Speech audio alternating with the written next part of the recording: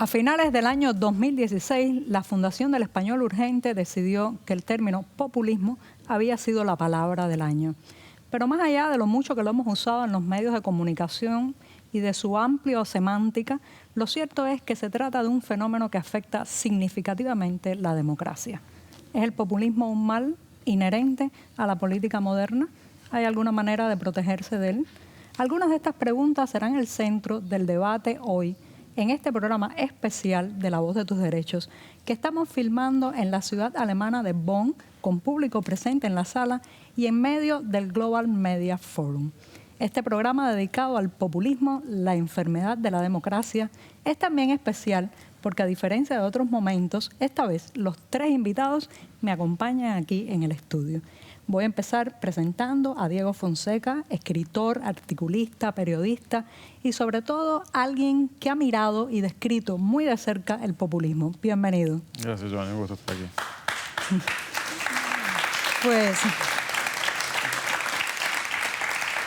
Pues en esta conversación también tenemos otra argentina residente en Suiza. Trata de Janina Welp. Janina es académica, codirectora del Centro de Estudios Latinoamericanos de la Universidad de Zúrich. Un gusto tenerte aquí, Janina. El gusto es mío, gracias.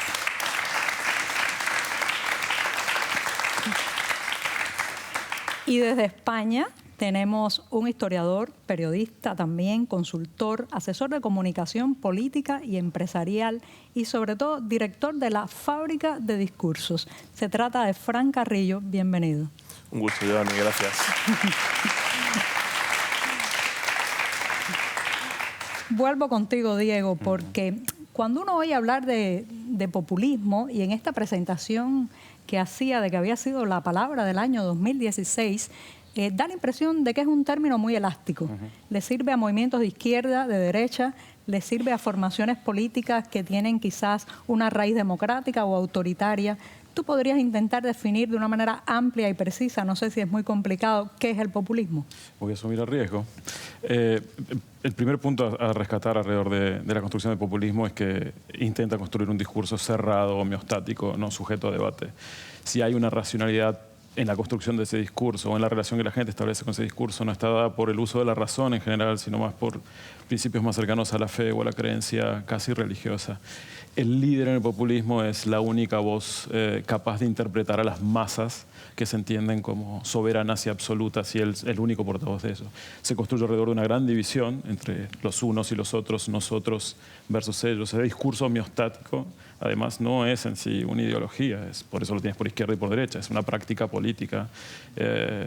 Y en general lo que vas a obtener a lo largo del proceso es que hay en la gente, aparece como un reflejo de un profundo cansancio de la gente con las estructuras políticas y el juego político tradicional. Muy interesante, sí. El cansancio también lleva a buscar horizontes nuevos que a veces son muy peligrosos, ¿no? Janina, en estos tiempos en que todo pasa por internet, por las redes sociales, por el ciberespacio, ¿cómo han aprovechado los movimientos populistas este mundo virtual para expandir su discurso, para captar ciudadanos? ¿Cómo se les ve en las redes sociales? Bueno, lo que las redes sociales aportan no solo al discurso populista, sino diría a los nuevos partidos y movimientos en general, es la posibilidad de acceder a un espacio que antes era mucho más restringido, ¿no? En los medios tradicionales tenemos unas dificultades de acceso, un control de la información bastante más marcado, mientras en los medios digitales cualquiera puede acceder, después no cualquiera tendrá seguidores. En este sentido creo que hay un cambio en los circuitos de difusión de información muy considerable que, como decía, afecta a muchos actores y no solo a los populistas. Janina habla de que bueno, se aprovechan estos espacios, y cuando te presenté, Fran, no sé si levanté mucho las cejas cuando dije esto de que eras director de la Fábrica de Discursos, pues realmente me apasiona mucho el tema.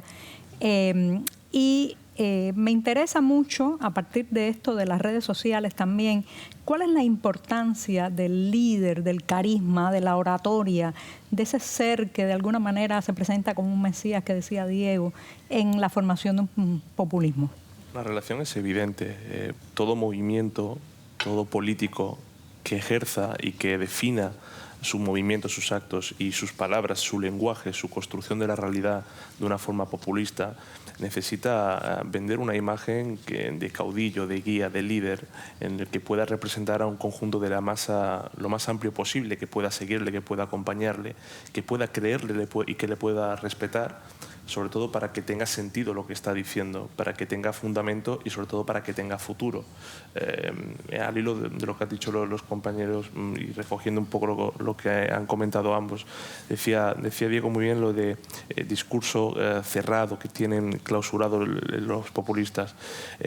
Yo más que discurso cerrado diría conceptos cerrados, porque el populismo como tal no es una ideología, es un movimiento que catapulta ciertos liderazgos a través de una representación total.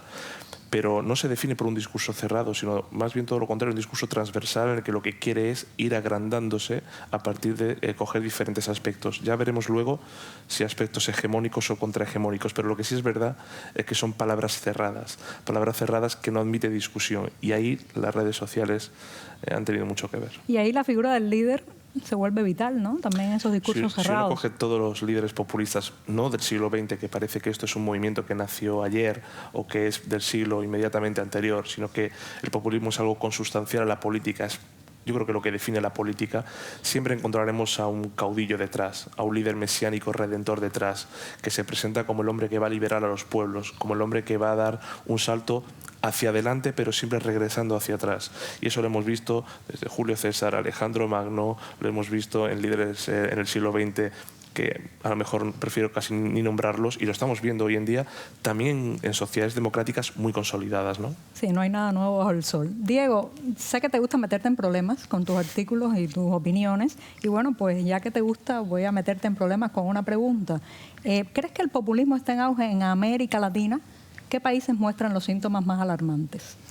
Bueno, inclusive hemos tenido una larga tradición populista en la región, entendida en sentido amplio como populista. Los gringos tienen una interpretación, los americanos tienen una interpretación, soy ciudadano americano, ahora sí que tengo que comportarme con respeto, tienen una interpretación distinta de la lectura del populismo. Pero en América Latina las experiencias son clásicas, digamos, en Venezuela, elige el país, en Colombia, en Argentina, en Chile, en Cuba, etcétera, etcétera. Lo que sí creo que hay ahora en este momento en la región es una rediscusión alrededor del populismo. Nosotros estamos a contraciclo, en alguna medida.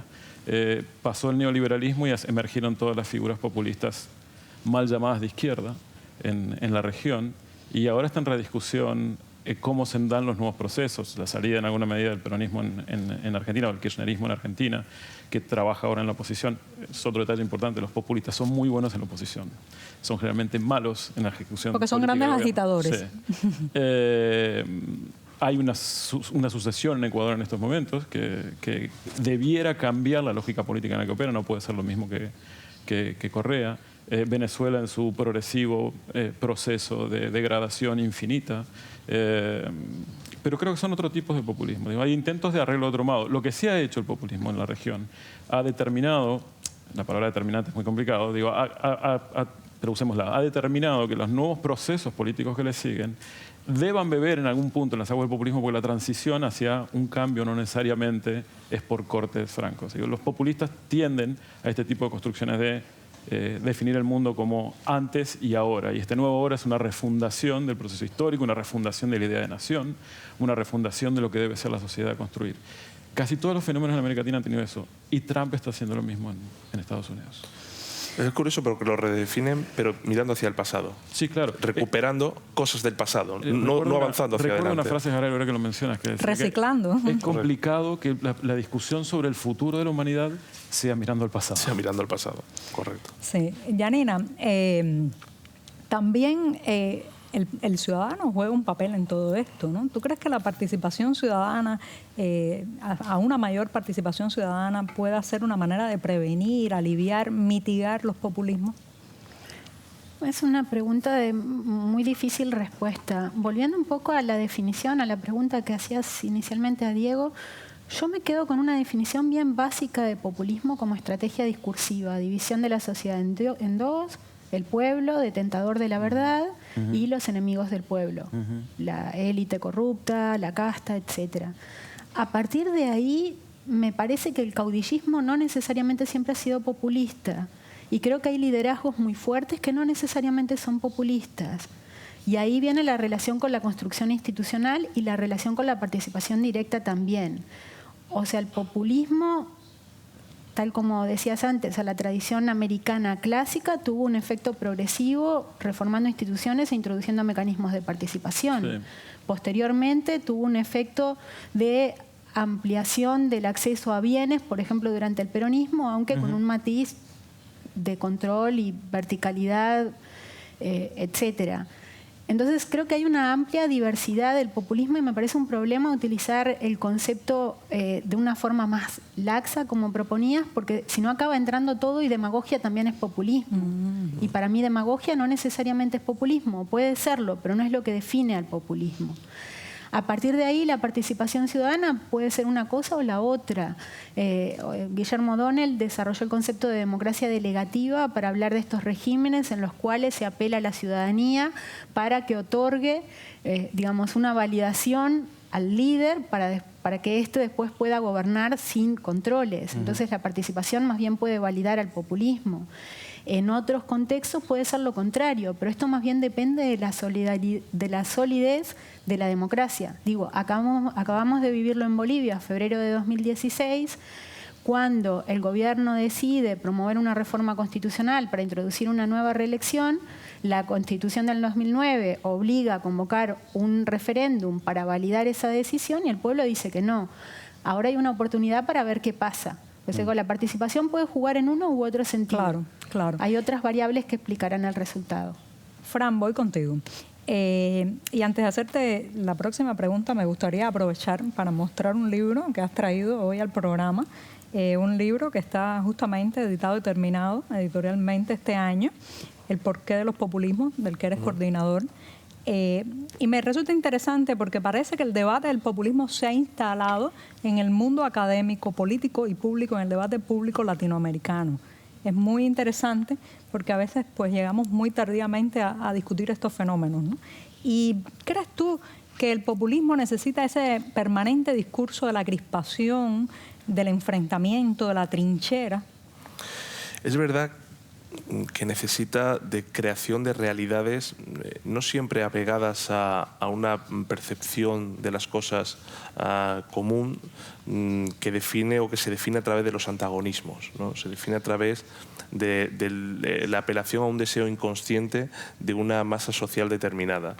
Ese deseo inconsciente que cuando se está en la oposición es contrahegemónico y que cuando se está en el gobierno parte de una hegemonía y a partir de ahí puede haber cierta laminación de la vis democrática de un país, siempre está en torno a esas dos cuestiones, esa apelación del deseo inconsciente y esa sinécdoque o metonimia política en el cual cada concepto que yo lance o cada reflexión que yo lance es una reflexión que lanza no la persona, no el partido, no el movimiento que lo tiene, sino la mayoría social. Es decir, lo que yo pienso es lo que piensa la mayoría, lo que yo digo, lo que dice la mayoría, y por tanto, como yo actúo es como va a actuar la mayoría. Y eso se hace a partir de una apelación de un deseo inconsciente. Que la sociedad se esté preguntando, académica o no, qué es esto del populismo, es porque ha llegado ahora por todos los medios y por todas las vías a nuestros hogares y mucha gente no lo entiende, como decía antes Yanina muy bien, por no meterlo todo en el mismo cajón, porque no todo es populismo.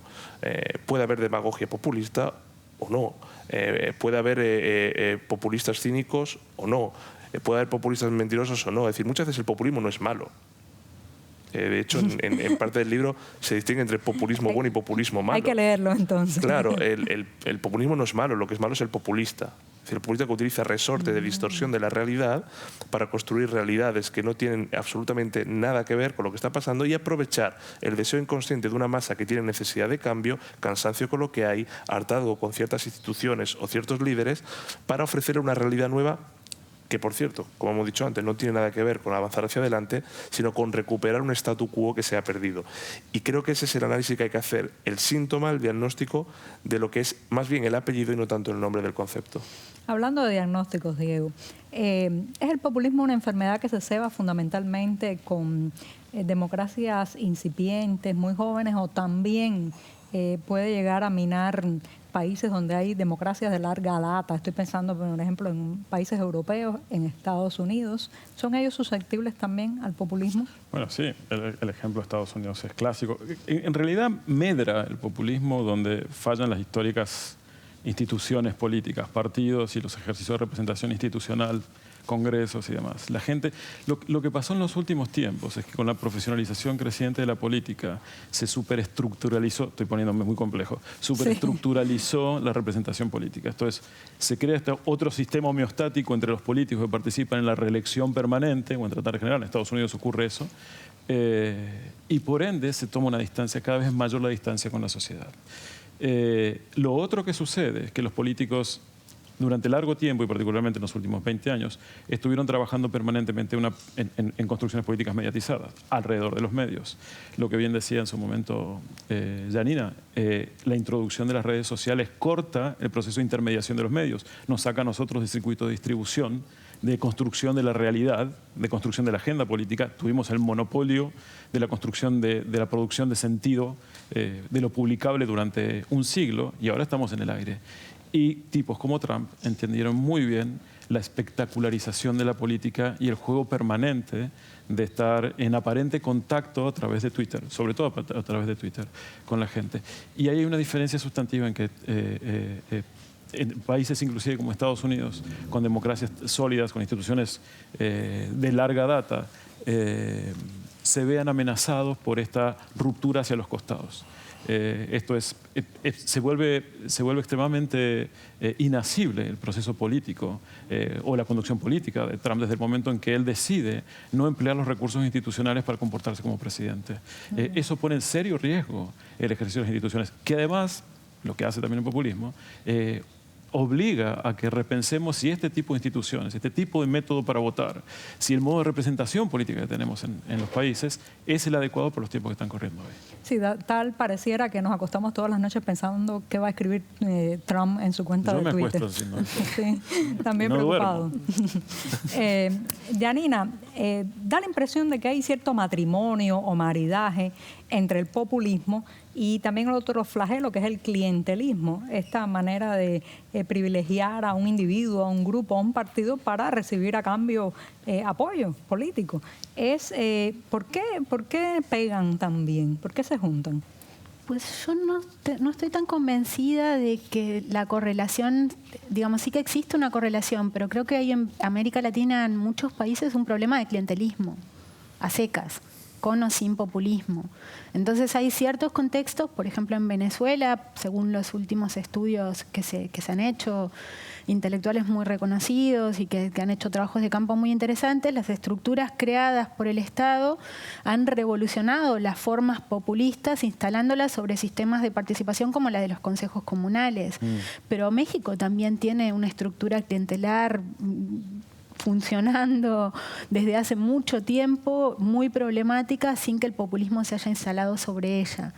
Entonces creo que tenemos un problema aparte del populismo, que es el clientelismo en general. Sí, que hunde sus raíces en América Latina. Que hunde sus raíces en América Latina y probablemente en ambos casos, tanto el del populismo como el del clientelismo, nos lleven a tener que abrir más los ojos, no solo a los síntomas de los que estamos hablando ahora, sino a las causas del problema que tienen que ver con la desigualdad, con la corrupción, con la falta de transparencia, con los cambios que implica la globalización que decía Diego, etcétera, que obligan a repensar la estructura para dar mejores respuestas, ¿no? Porque yo creo que una de las razones por las que el discurso populista emerge es porque las respuestas que se dan a la ciudadanía no son buenas. O son insuficientes.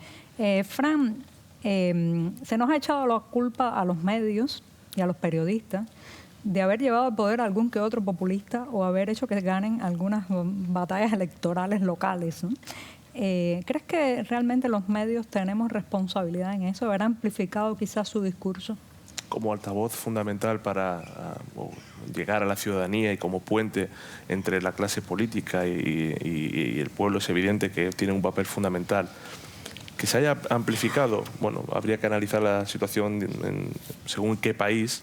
En algunos países es verdad que cierto tratamiento a ciertos líderes, simplemente por la cantidad de veces que aparecían en televisión, que aparecían en radios, que aparecían en portadas de periódico, ha aumentado la capacidad de conocimiento, porque si la gente conoce a un político, por tanto es mucho más fácil que lo pueda votar, porque conoce cómo piensa, qué es lo que hace, qué es lo que pretende, qué quiere cambiar, y son mucho más permeables y seducibles a ciertos eslóganes, a ciertos mensajes y a ciertas construcciones identitarias sobre todo, ¿no? Y aquí es cuando se mete otro fenómeno que es populismo / nacionalismo, ¿no? Que lo han aprovechado en muchísimas latitudes para construir una identidad colectiva de agravio frente a otro conjunto de identidades o de pueblos que lo construyó o lo situó como enemigos. Entonces, claro que los medios influyen. Decía antes, digo con acierto, Trump lo que ha hecho ha sido decir, yo a partir de ahora voy a ser el intermediario entre la Casa Blanca y la gente, no los medios, yo. Y se levanta por la mañana y hace de intermediario de los medios. Quita el papel tradicional que tenía la función primordial que es necesaria en toda democracia que deben tener los medios de comunicación libres. Pero también es verdad que ciertos medios, quizá por una línea editorial determinada, quizá por intereses empresariales determinados, han amplificado a ciertos movimientos dándole mayor importancia de la que tienen y dándole mayor representación de la que pueden tener. Y esto lo hemos visto sobre todo en Europa. Sí. Hemos visto en Europa con el fenómeno del Brexit en su momento, cuando le dieron cancha a un personaje como Nigel Farage, absolutamente lamentable, que incluso reconoció al minuto siguiente de haber salido el Brexit a favor, que había mentido a su pueblo. Y también lo hemos visto en Francia con Marine Le Pen, aunque es verdad que a ciertos medios franceses no le dieron tanto Paulo. Claro que los medios contribuyen. Y eso es a lo mejor el análisis que hay que hacer, porque la democracia aquí se empieza a resentir, ¿no? Diego, Fran hablaba del nacionalismo. Y yo, cuando él dijo esa palabra, inmediatamente pensé, por ejemplo, en un discurso de barricada al estilo que hace Nicolás Maduro para echar la culpa de la mayoría de los problemas internos de Venezuela a siempre un enemigo externo. También me recordó el caso muy familiar de Cuba y bueno, la Plaza de la Revolución, Raúl Castro, que siempre el otro tiene la culpa, el país no puede desarrollarse porque el otro no lo deja. ¿Para el populismo es tan importante tener un enemigo? Oh, sí, claro. Bueno, para toda práctica política es conveniente tener un enemigo o al menos un adversario. Para el populismo, la construcción del enemigo blinda hacia adentro el proceso político. Otra vez, también en cualquier partido político, la emergencia de un adversario externo reduce todas las contradicciones internas o termina por hacer más homogéneo el proceso. Y en el caso de, ahora que mencionan lo del nacionalismo, yo discrepo un poco con la cuestión de los medios, pero dejamos después. En el caso de Estados Unidos, en particular, Trump crea, aún él viniendo de una élite de millonarios, crea en esa misma élite de millonarios y políticos profesionales al cuco tremendo y culpa al mundo de los males de Estados Unidos, de ahí su Make America Great Again, etc.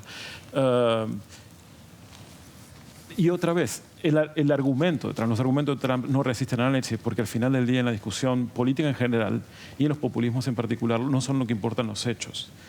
Lo trascendente es lo que creo. Es la percepción. Si creo que este tipo dice la verdad, le voy a dar el voto. Así, como en el caso del Brexit, hubieran mentido un minuto antes. Trump ha mentido sistemáticamente y fue denunciado sistemáticamente por los medios todo el tiempo. Diego, ¿y por qué discrepas con Fran en el tema del periodismo? Yo no creo que haya que cuestionar los medios en general. Otra vez, del mismo modo no podemos poner el populismo como un enorme paraguas. Tampoco creo que podamos hablar de los medios en general. CNN fue una caja de resonancia de Trump. Le dio transmisión en vivo a todos sus discursos. A todos sus discursos. Pero el New York Times y el Washington Post, desde el primer momento denunciaron a Trump. Huffington Post decidió, a poco iniciar la campaña electoral, no llevar a Trump dentro del área de cobertura política, sino en entretenimiento.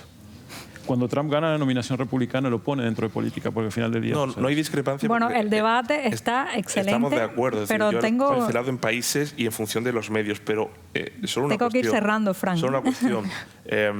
Decimos de los políticos, pero Trump, y yo estoy muy alejado, evidentemente, de las formas políticas de Trump, le achacamos a los políticos que no cumplen sus programas. A Trump se le está achacando precisamente cumplir lo que está diciendo, cumplir lo que dijo en su programa. Muchas veces lo que hacemos es que los populismos los estamos creando por no analizar precisamente lo que está pasando en Estados Unidos. Todavía no se ha analizado por qué ha ganado un personaje como Donald Trump. Sí, se ha hecho. Falta. Ese será otro programa. Igual no tanto. Ese será otro programa. Yo creo que el tema da para mucho, pero muy rapidito. ¿Es el populismo una enfermedad inherente a la democracia? En un tuit, 140 caracteres. Es un problema de las democracias deficitarias. No conté los caracteres. No, pero quedaste bien. Bueno, nada, el debate da para mucho más. Tendremos que hacer otras ediciones de La Voz de tus Derechos, pero sí me gustaría recordarles que ningún país está a salvo de caer en las garras del populismo, porque simplemente es algo que puede afectar a una democracia, a un autoritarismo, a la izquierda y a la derecha. Eso sí, personas como Diego, como Fran y como Yanine nos están ayudando a diagnosticarlo y denunciarlo. Quiero agradecer a todos los que han estado en esta sala, en esta edición especial de La Voz de tus Derechos, a los que verán el programa después en las redes o en la televisión, y recordarles que este es un programa donde intentamos abrir una ventana allí donde el populismo nos cierra la puerta. Muchísimas gracias y síganos en las redes sociales. Hasta la próxima.